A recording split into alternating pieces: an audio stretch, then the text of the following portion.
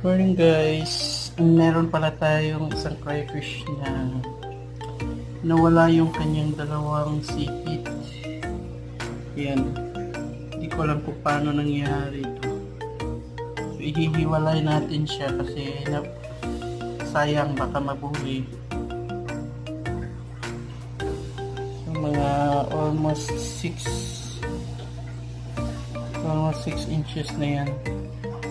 So actual mga 5, more than 5. Ayan. Sayang guys, ayan. Tingnan nyo yung ano niya, yung gilid niya, yan.